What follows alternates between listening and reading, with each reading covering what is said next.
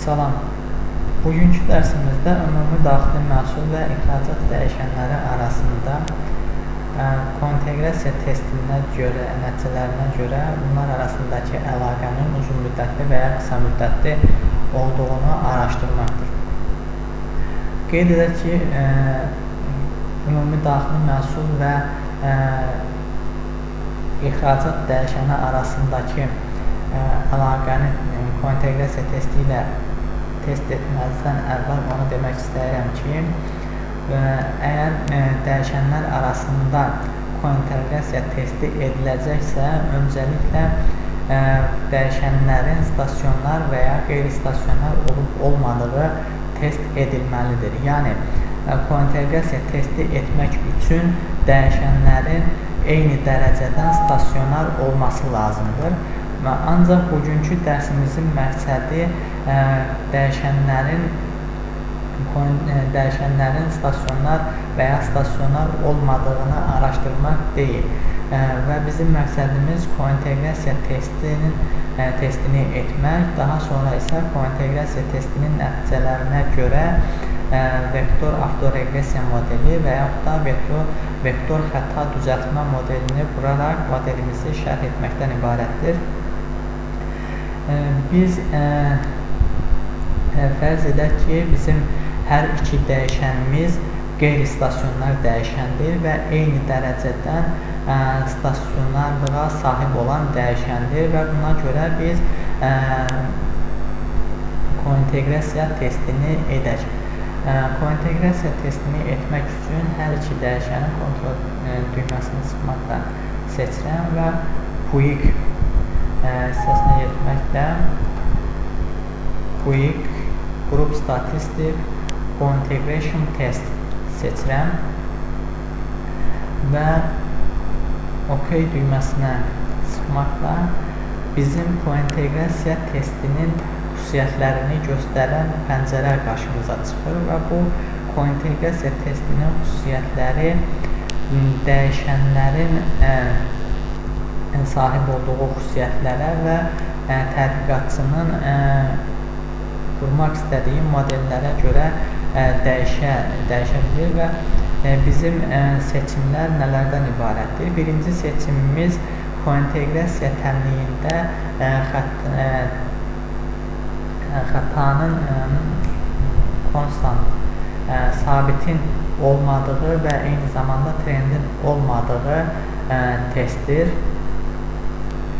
İkinci seçim isə konteqrasiya testində trendin olmadığı, eyni zamanda vektor avtoreqressiya modelində trendin olmadığını göstərən bir seçimdir. Üçüncü bir seçimimiz konteqrasiya təmliyində trendin olmadığını göstərən bir seçimdir.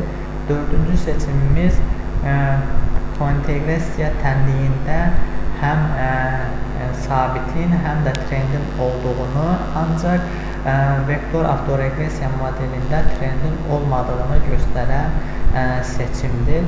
Beşinci seçimimiz isə konteqrasiya təmliyində sabitin və trendin olduğu, vektor avtoreqressiya modelində isə düzxətli trendin olduğunu göstərən seçimdir. Altıncı seçimimiz isə bizim yuxarıda sadaladığımız 5 seçimin xülasəsini göstərən bir seçimdir. Bizim isə modelimizdə üçüncü seçimi etməklə modelimizi quracaq. Bunun mənası konteqrasiya təmliyində sabitin olmadığını qəbul edərək vektor avtoreqressiya modelini qurmaqdır və biz burada log intervals qismində 4 gecikmə daxil edəcək. Digər bir seçimimiz isə critical values dəyərləri ilə bağlıdır. Burada biz modelimizi neçə faiz güvən aralığı ilə şərh etmək istəməyimizə bağlıdır. Əgər biz modelimizi 95% güvən aralığı ilə şərh etmək istəyiriksə, o zaman 0.05 dəyərini seçirik. Əgər biz modelimizi 99% güvən aralığı ilə test etmək istəyiriksə, o zaman 0.01 dəyərini daxil edirik. Əgər modelimizi 90% güvən aralığı ilə test etmək istəyiriksə, o zaman 0.010 dəyərini seçirik. Biz isə qeyd etdiyimiz kimi modelimizi 0.05 dəyərini seçməklə modelimizi 95% güvən aralığına görə şərh edəcəyik və OK düyməsini sıxmaqla kointeqrasiya testinin nəticələrini göstərən nəticə gəlir və baxaq görək bizim kointeqrasiya testinin nəticəsi bizə dəyişənlərimiz arasında kointeqrasiya əlaqəsinin olub-olmaması ilə nə deyir. Qeyd edək ki, kointeqrasiya testi iki statistika ilə test edilir və bunlardan biri trace statistics, digəri isə maksimum məxsusi dəyərlər statistikasıdır. Hər bir test müəyyən hipotez altında test edilir və kointeqrasiya testi özü də müəyyən hipotez altında test edilir və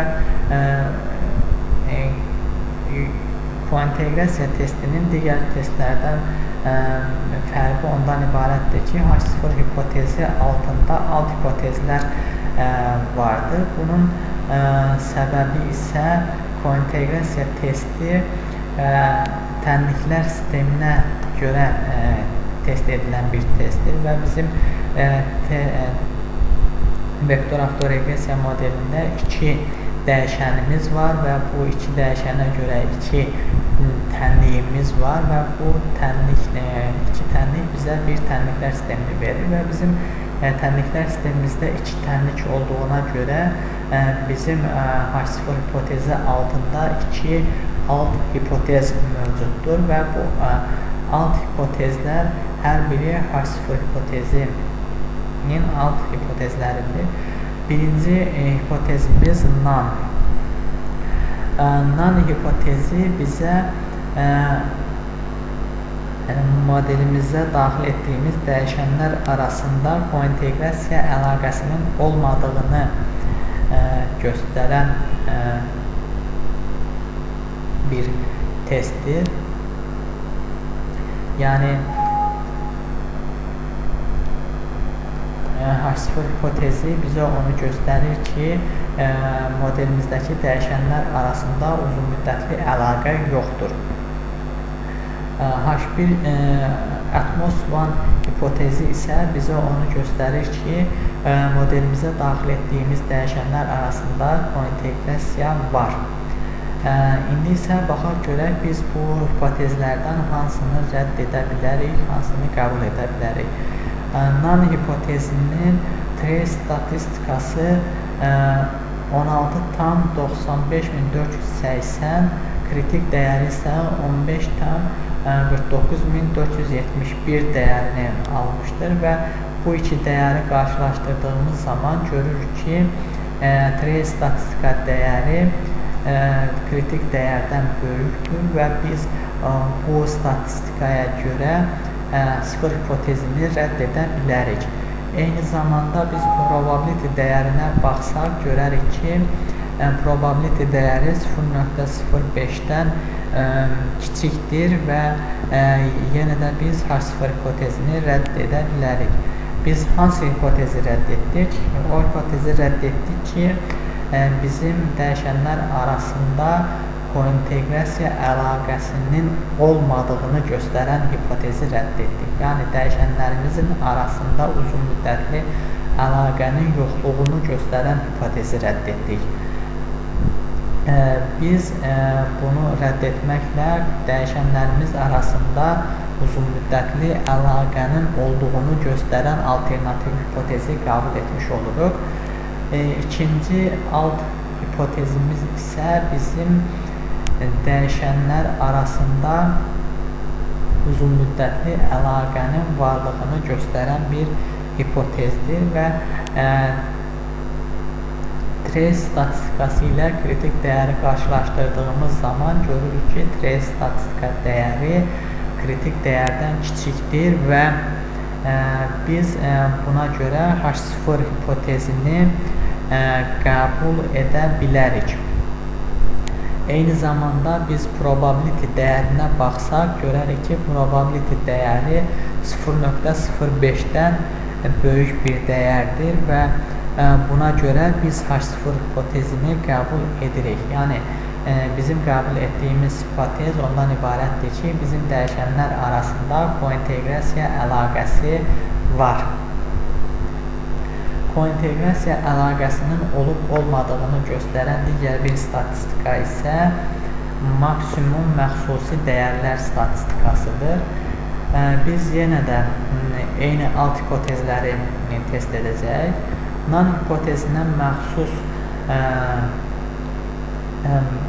məxsusi dəyərlər statistikası ilə kritik dəyər statistikasını qarşılaşdıracaq. Baxa, gördüyümüz kimi məxsusi dəyərlər statistikası kritik dəyərlər statistikasından böyükdür və biz H0 hipotezini rədd edə bilərik. Probability dəyərinə baxdığımız zaman görürük ki, probability dəyəri 0.05-dən kiçikdir və biz H0 hipotezini rədd edə bilərik. Biz yenə də modelimizə daxil etdiyimiz dəyişənlər arasında uzunmüddətli əlaqənin olmadığını söyləyən 0 hipotezini rədd etmiş oluruq. Atmos-1 isə bizə onu göstərir ki, dəyişənlərimiz arasında uzunmüddətli əlaqə var. Baxa görə bu hipotezi qəbul və ya rədd edəcəyik.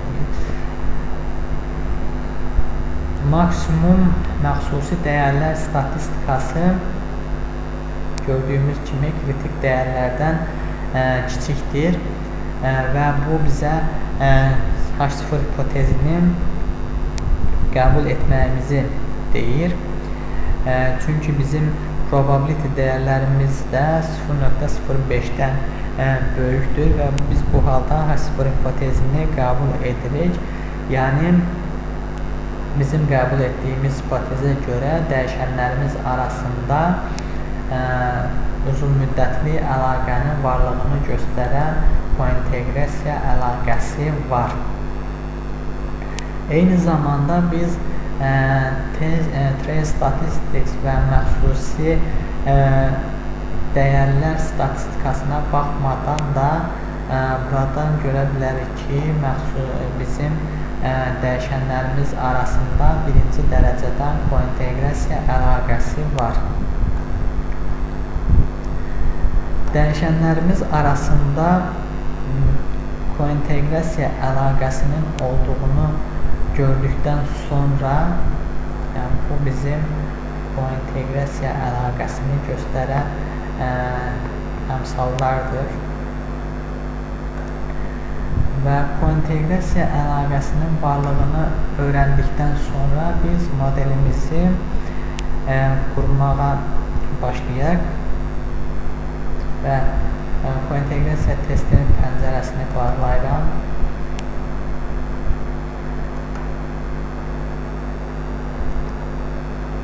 Və quick qisminə gəlirəm və estimate var. Vektor avtoreqressiya modelini təxmin et əmrini seçirəm və burada vektor avtoreqressiya modelinin xüsusiyyətləri qarşımıza çıxır. Bizim vektor avtoreqressiya modelinin iki tipini görürük burada. Bunlardan birincisi məhdudiyyətsiz vektor avtoreqressiya modeli, digəri isə vektor xəta düzəltmə modelidir. Biz nə zaman məhdudiyyətsiz vektor avtoreqressiya modelini seçməliyik, nə zaman xəta düzəltmə modelini seçməliyik. Bu sualımızın cavabı əslində kointeqrasiya testində yatır. Bizim kointeqrasiya testinin nəticəsi bizə desə ki, modelimizdəki dəyişənlər arasında qısa müddətli əlaqə var, biz o zaman unrestricted var, məhdudiyyətsiz vektor avtoreqressiya modeli ilə çalışırıq. Əgər kointeqrasiya testinin nəticəsinə görə bizim dəyişənlərimiz arasında kointeqrasiya əlaqəsi və ya uzun müddətli əlaqə varsa, o zaman biz vektor xəta düzəltmə modeli ilə çalışırıq. Əvvəl göstərdiyimiz kointeqrasiya testinin nəticəsinə görə isə bizim dəyişənlərimiz arasında uzun müddətli əlaqənin olduğunu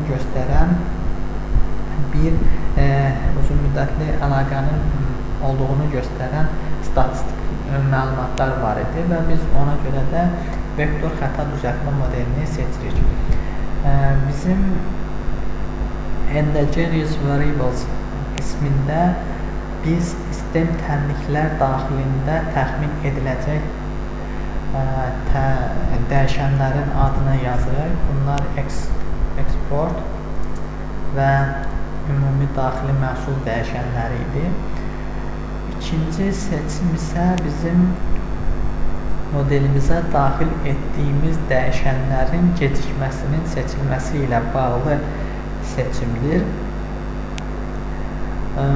Qeyd edək ki, modelə daxil edilmiş dəyişənlərin gecikmələrini müəyyən edən bir çox kriteriya vardır və bizim bugünkü məqsədimiz onları anlatmaq deyil.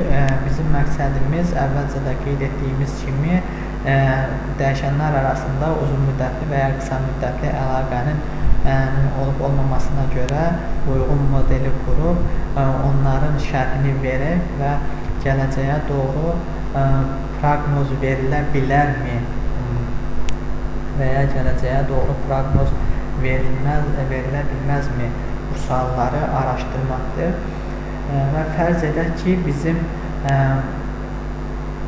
gecikmə sayı müəyyənləşdirmə kriteriyaları bizə 5 gecikmənin uyğun olduğunu göstərmişdir və exogenous variables qismində isə biz modelin xaricində təxmin olunan dəyişənləri daxil edirik ki, bizim modelimizdə tənliklər sisteminin xaricində təxmin edilən bir dəyər var, o da sadəcə konstant sabit dəyərdir və biz buraya sadəcə konstant dəyərini yazırıq və OK düyməsini basırıq və qeyd edək ki, co-integration qismində isə biz modelimizdə dəyişənlərin neçənci dərəcədən co-integrasiyaya sahib olduğunu göstərmək üçün number of co-integrating qismində boşluğa uyğun olan co-integrasiya dərəcəsini yazırıq. Bizim modeldə co-integrasiya dərəcəsi bir dərəcəli co-integrasiya vardır və ona görə biz birinci dərəcəli co-integrasiya modeli ilə çalışacaq və ona görə biz burada bir seçimini edirik və OK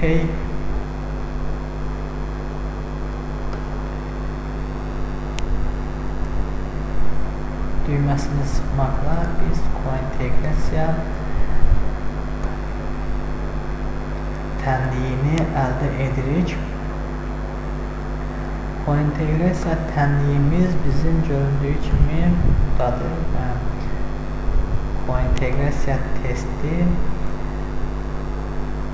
ixracat çıxılmış 0.45 vuraq ixracatının ümumi daxili məhsulunun birinci gecikməsi üstəgəl 13,88 bu bizim xəta düzəltmə terminimiz və ya co-integrasiya termini göstərir. İndi isə biz modelimizi təxmin edək.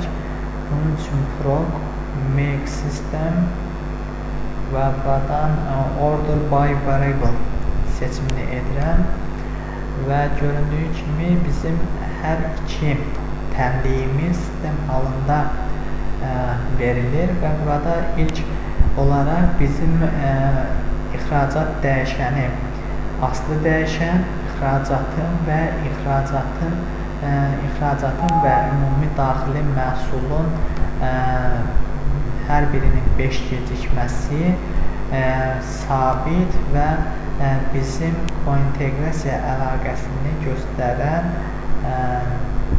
tənlik yer almaqdadır və hər bir tənliyimizdə 12 əmsal olacaqdır və göründüyü kimi bizim hər iki tənliyimizdə 12 əmsal var və ümumi tənliklər sistemimizdə cəmsi 24 əmsal var.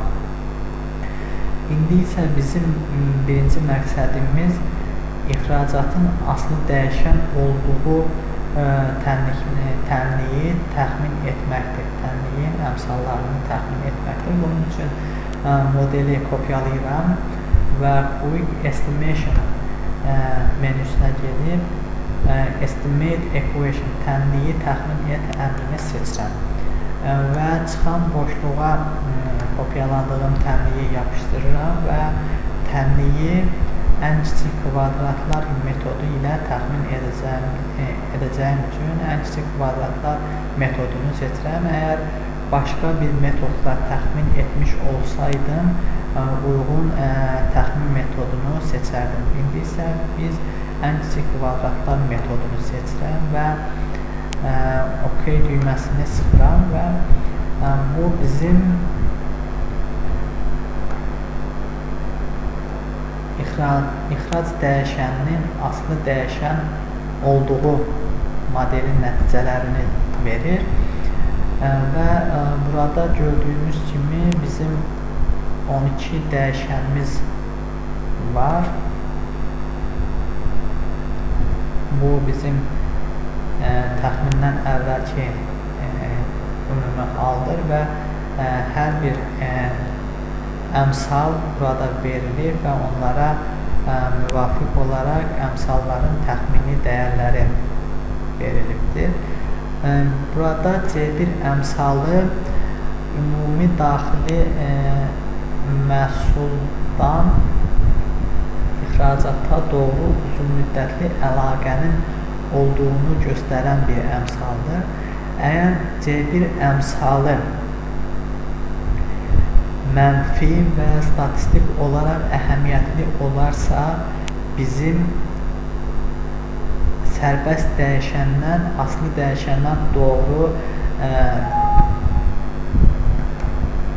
əlaqəmiz uzun müddətli olacaqdır və bunu biz statistik olaraq isbatlamış olacaq. Əgər dəyişənimiz, yəni kointeqrasiya tənliyinə məxsus C1 əmsalı müsbət və statistik olaraq əhəmiyyətsiz olarsa, o zaman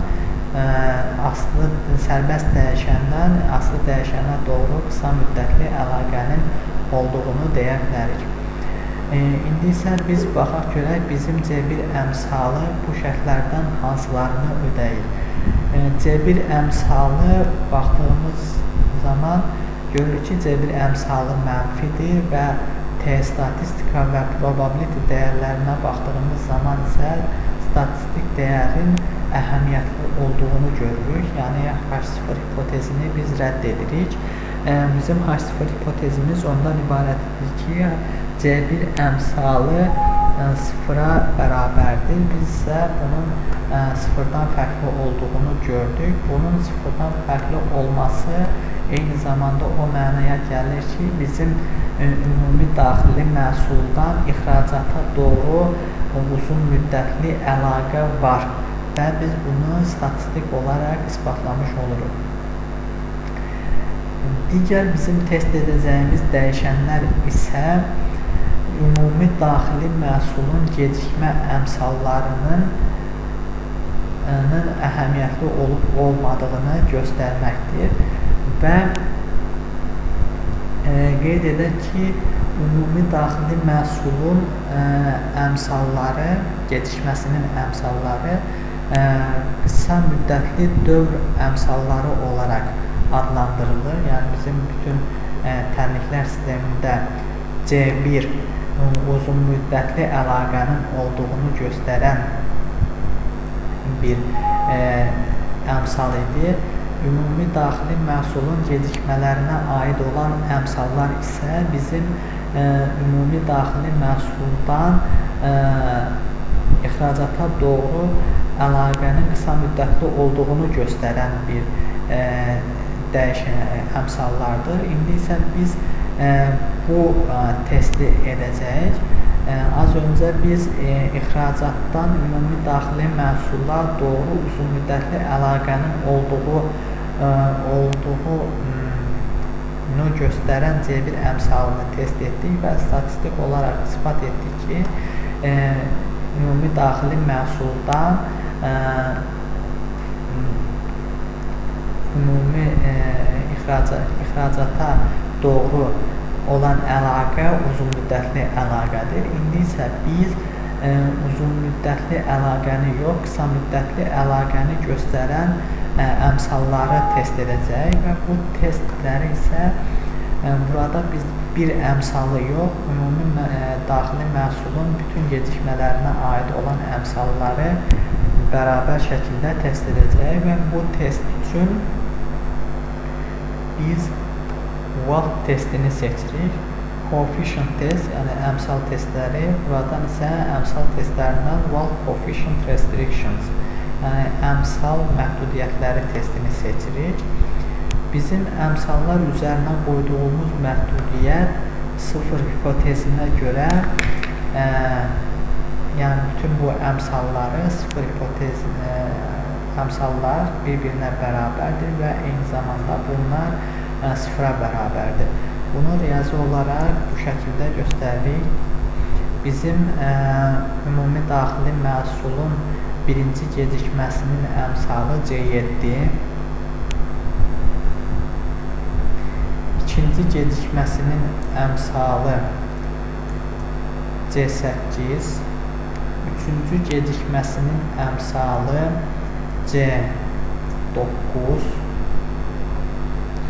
dördüncü gecikməsinin əmsalı C10, beşinci gecikməsinin əmsalı isə C11'dir və bütün bunlar sıfıra bərabərdir.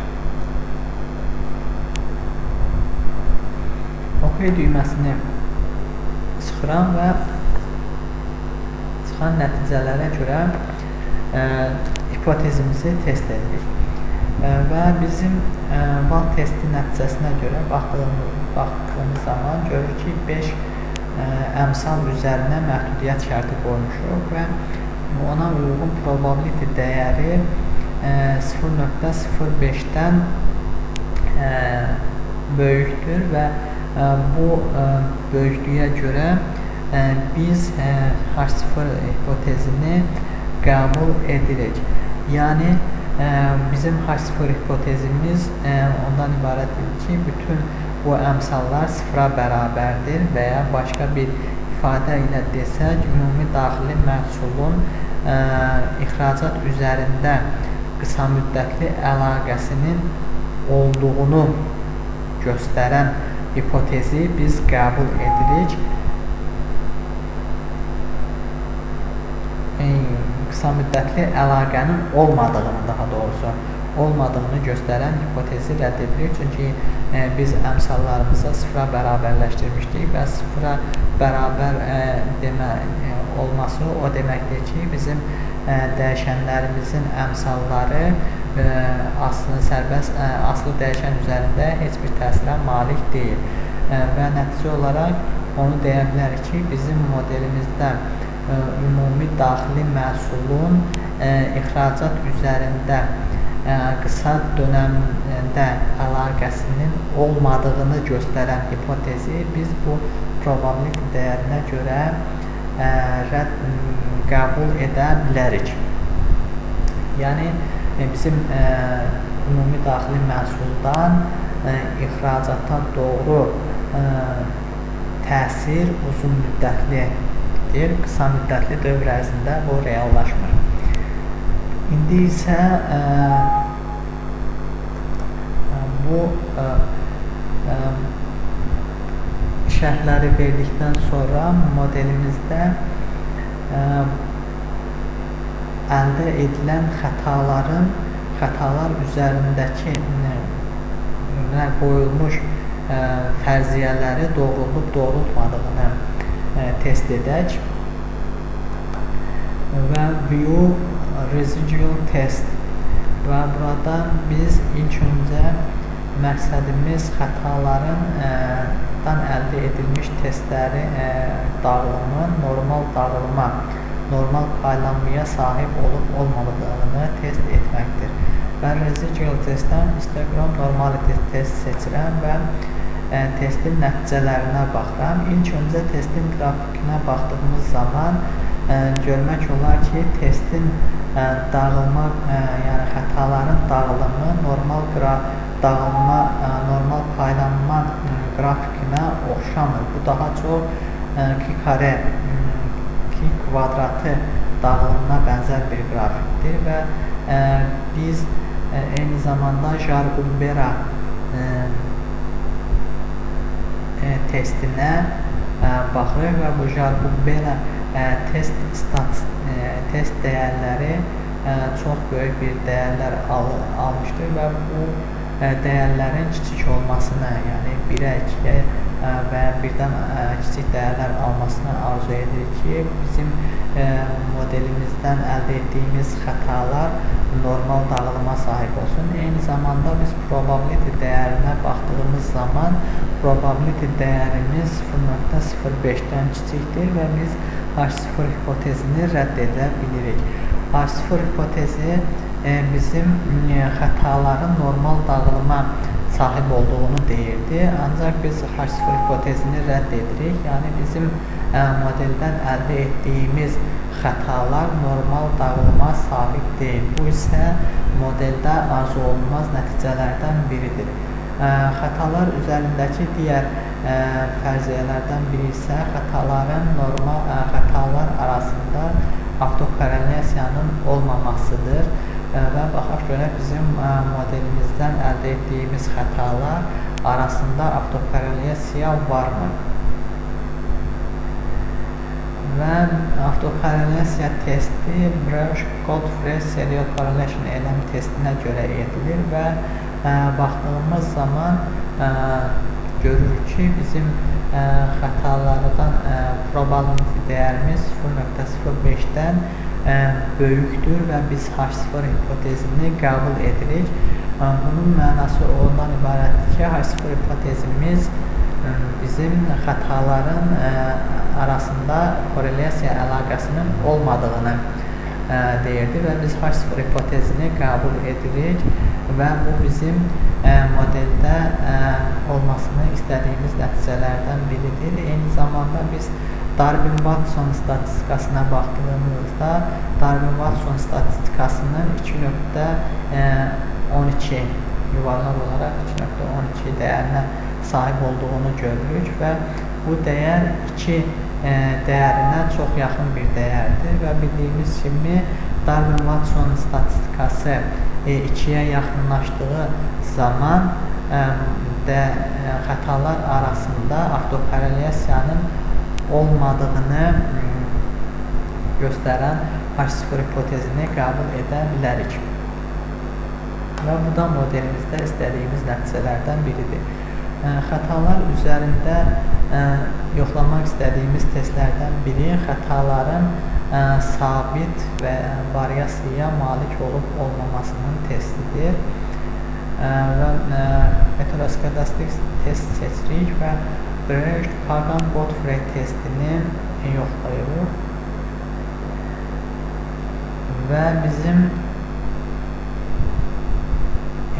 dəyişən varians testinin nəticəsinə görə probability dəyərimiz 0.05-dən böyükdür və bu nəticəyə görə biz H0 hipotezini qəbul edirik. Yəni qəbul etdiyimiz hipotez xətaların sabit variasiyalı olduğunu göstərən hipotezdir və bu da bizim modeldə istədiyimiz nəticələrdən biridir. Və başqa bir test isə stabillik testidir. Stabillik testini edərkən bizim istədiyimiz xətaların kumulyatsiyasının intervallar arasında dağılıma sahib olduğunu görməkdir. Yəni intervalların xaricinə çıxmamasını istəyirik. Əgər o hal baş verərsə, bu da bizim arzu etdiyimiz nəticələrdən biri olacaqdır. Stability test, recursive estimates və buradan Hanson test seçirik və OK düyməsini sıxmaqla bizim xətaların kumulyativ toplamının qırmızı xətlərlə göstərilən intervallar arasında yer aldığını görürük və bu da bizim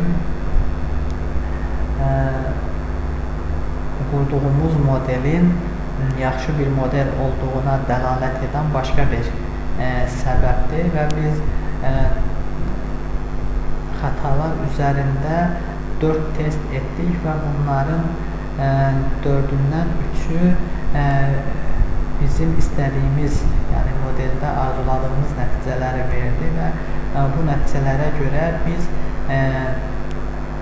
deyə bilərik ki, bizim qurduğumuz model yaxşı bir modeldir və bu modelə əsaslanaraq biz gələcək dönəmlərə, gələcək illərə görə proqnoz verə bilərik.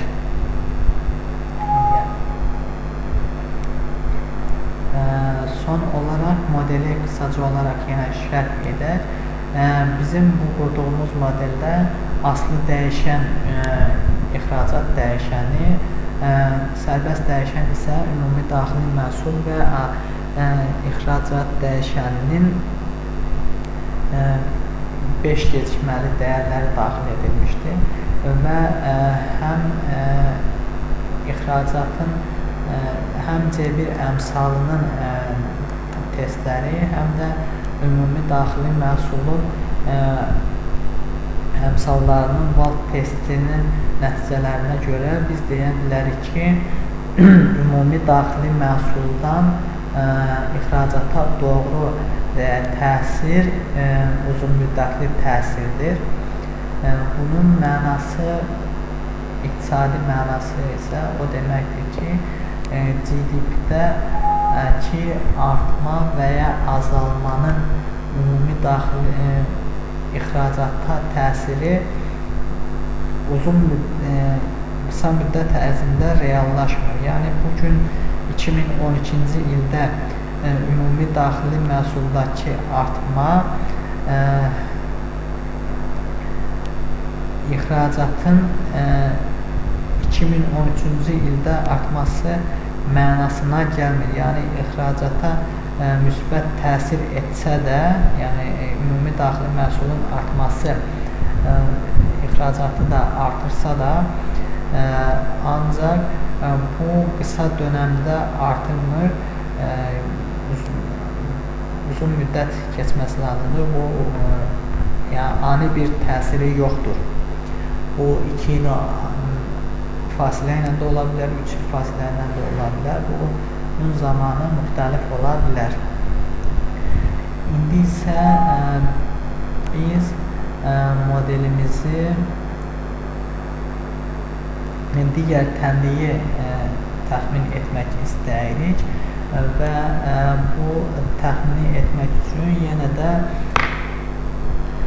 əvvəl etdiyim kimi modeli, yəni tənliyi kopyalayıram, Ctrl+C və burada əvvəl təxmin etdiyim modeli dondururam, yəni ixracatın ümumi daxili məhsuldan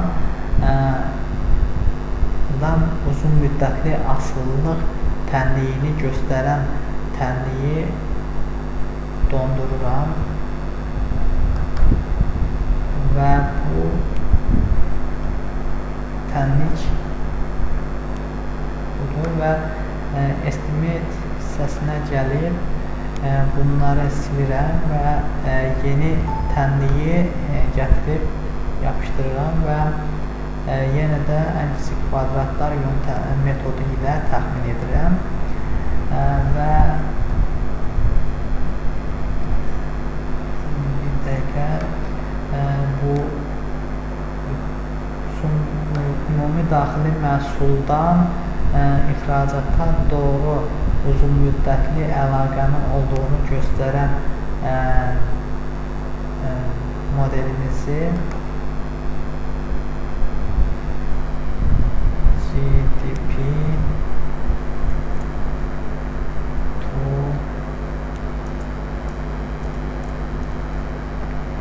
export şəklində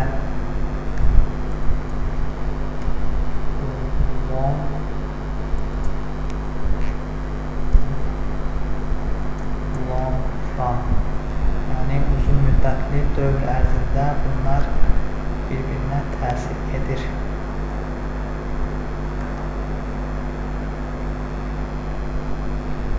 Şəklində qeyd etdik və bizim ikinci tənliyimiz isə ümumi daxili məhsulun aslı dəyişən, digər dəyişənlərin isə sərbəst dəyişən olduğu bir modeldir və burada bizim yenə də fərciyyəmiz ümumi daxili məhsula ixracatın təsirinin qısa və ya uzun müddətli olub-olmadığını araşdırmaqdır.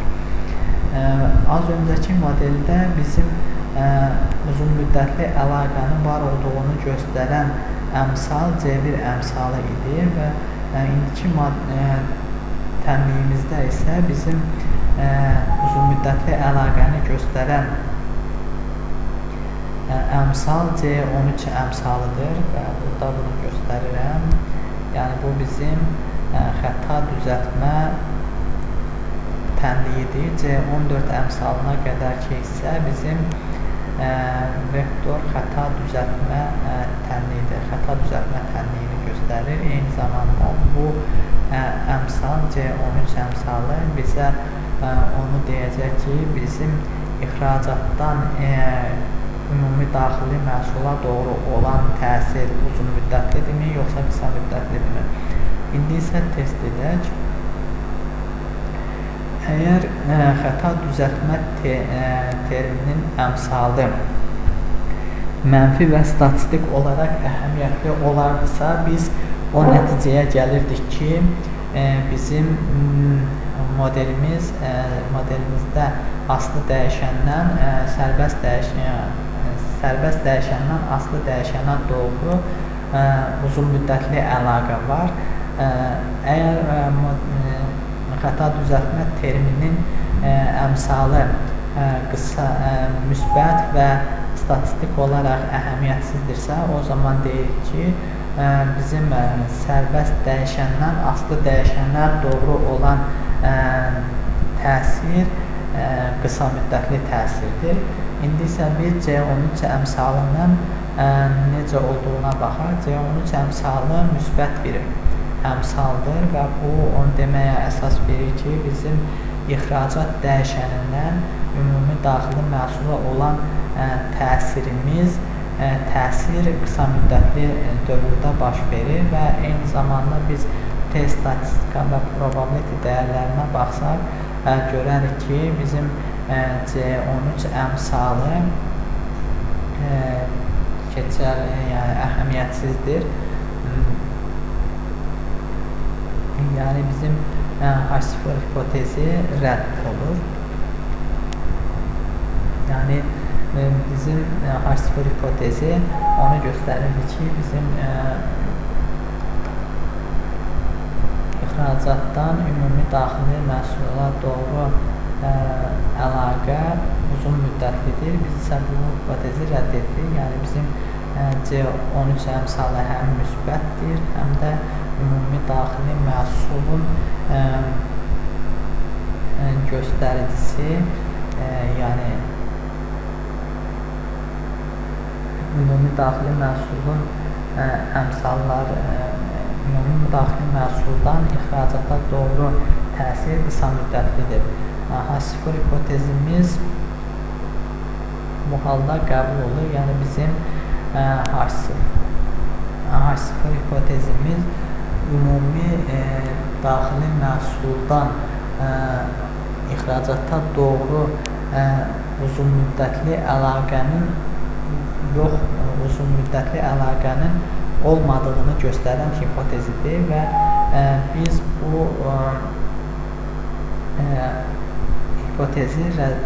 hipotezi qəbul edirik. Yəni bizim qəbul etdiyimiz nəticə ondan ibarətdir ki, bizim ümumi daxili ixracatdan ümumi daxili məhsula doğru olan təsir uzun müddətli yox, qısa müddətli təsirdir.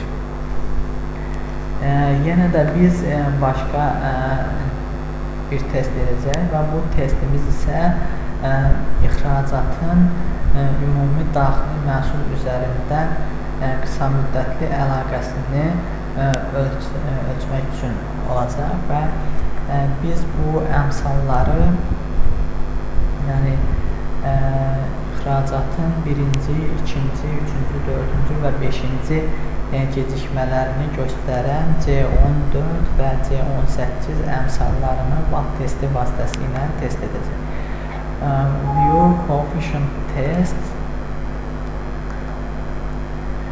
və buradan coefficient test və coefficient restriction seçirəm və C14 bərabərdir C15 bərabərdir C16 bərabərdir C17, bu isə bərabərdir C18 və bütün bu dəyişənlər bərabərdir 0. Bu dəyişənlərimiz isə bizə bu əmsallar bizə ümumi daxili məhsuldan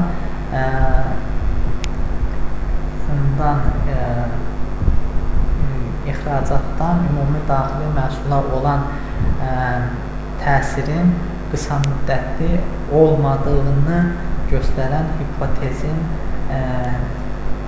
məhdudiyyət şərtləridir və biz sıfır hipotezini riyazi olaraq bu şəkildə göstəririk. Yəni bizim sıfır hipotezimiz ondan ibarətdir ki, bizim ixracat dəyişəninin təsiri ümumi daxili məhsul üzərində qısa müddətli dövr ərzində baş vermir və bizim dəyərlərə baxdığımız zaman probability dəyərinə baxdıqda görürük ki, probability dəyərimiz 0.05-dən kiçikdir və biz H0 hipotezini qəbul edirik. Yəni bizim əmsallarımız üzərində qoyduğumuz məhdudiyyət şərti və hipotezimiz ondan ibarət idi ki, bizim ixracatdan ümumi daxili məhsula olan təsir uzun müddətli zaman ərzində sıfıra bərabərdir, yəni uzun müddətli təsirə malik deyil. Bizim hipotezimiz bu idi. Alternativ hipotezimiz isə ixracatdan ümumi daxili məhsula olan təsirin qısa müddətli olduğunu göstərən hipotez idi və test nəticəsinə görə biz H0 hipotezini qəbul edirik. Yəni bizim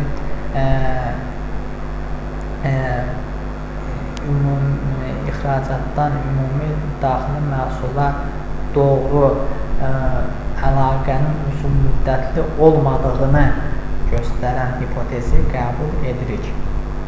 Yəni bu eyni zamanda yenə də deyirəm, onu göstərir ki, biz ixracatdan ümumi daxili məhsul üzərinə əlaqənin təsirin qısa müddət ərzində olduğu hipotezi qəbul etmiş oluruq. İndi isə bu testdən sonra biz xətaların bizim fərziyyələrimizə uyğun olub-olmadığını test edək və xətalar üçün bioresidual test və ilk öncə biz xətaların normal dağılıma sahib olub-olmadığını test etmək istəyirik və histogram normality test seçirəm və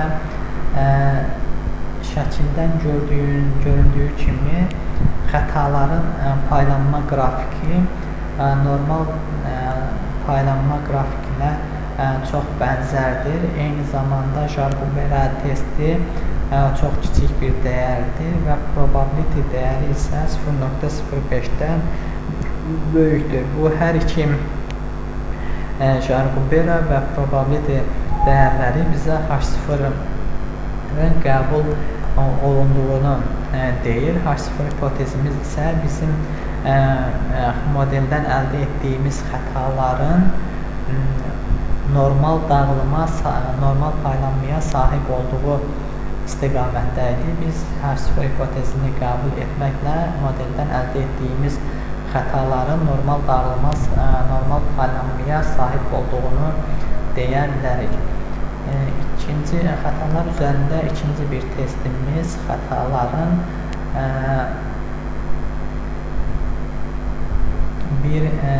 xətalar arasında korrelyasiyanın olub-olmaması ilə əlaqədar olan testdir və serial correlation test seçirik və probability dəyərinə baxdığımız zaman görə bilərik ki, probability dəyəri 0.05-dən böyükdür və biz H0 hipotezini qəbul edirik. Bunun mənası isə odur ki, bizim modeldən əldə etdiyimiz xətalar arasında hər hansı bir korrelyasiya əlaqəsi yoxdur və bu da bizim modeldə arzu etdiyimiz nəticələrdən biridir. Və xətalar üstündəki digər bir testimiz isə xətaların sabit və ya dəyişən variasiyaya sahib olub-olmadığının testidir və Bresch-Pagan-Godfrey testini seçirəm və OK düyməsini sıxmaqda baxaq görək bizim nəticələrimiz bizi hansı qənaətə gəlməyə sövq edəcək. Və gördüyümüz kimi bizim probability dəyərimiz 0.05 dəyərindən böyük bir dəyərdir və biz H0 hipotezini qəbul edirik. Bizim H0 hipotezimiz modeldən əldə etdiyimiz xətaların sabit variasiyalı olduğu istiqamətdədir və biz bu 0 hipotezini qəbul edirik. Yəni bizim modeldən əldə etdiyimiz xətalar sabit variasiyaya sahibdir. Alternativ hipotezimiz isə modeldən əldə etdiyimiz dəyişənlər, modeldən əldə etdiyimiz xətalar dəyişən variasiyaya sahibdir və bu da bizim arzu etdiyimiz nəticələrdən biridir. Çünki bizim modeldən əldə etdiyimiz xətalar sabit variasiyaya sahibdir. Digər bir testimiz isə stabillik testidir və stabillik testində istədiyimiz nəticə xətaların kumulativ toplamının intervallar arasında dağılmasıdır. Yəni intervalların xaricinə çıxmasını istəmirik. Bu halda bizim yəni modelimiz yaxşı bir model olacaq və biz bu modeli təxmin proqnoz vermək üçün istifadə edə bilərik. Və buradan mən bio stability test və buradan recursive estimates seçirəm və ikinci seçimi seçirəm. Bu seçim kumulyativ toplam testidir və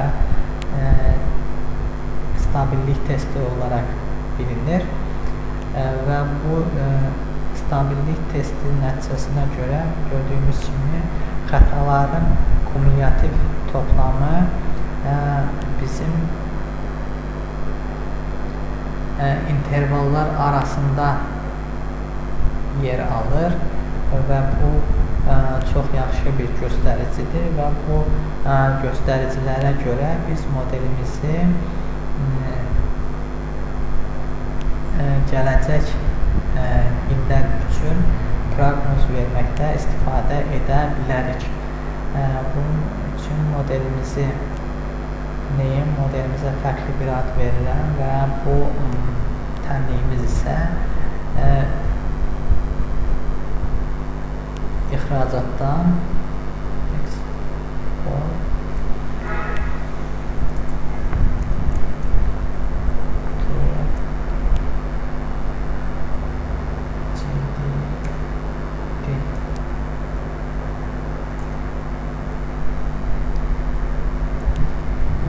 short run, yəni qısa dönəmli əlaqənin olduğunu short run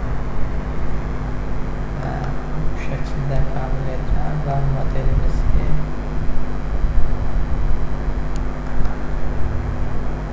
sistem GDP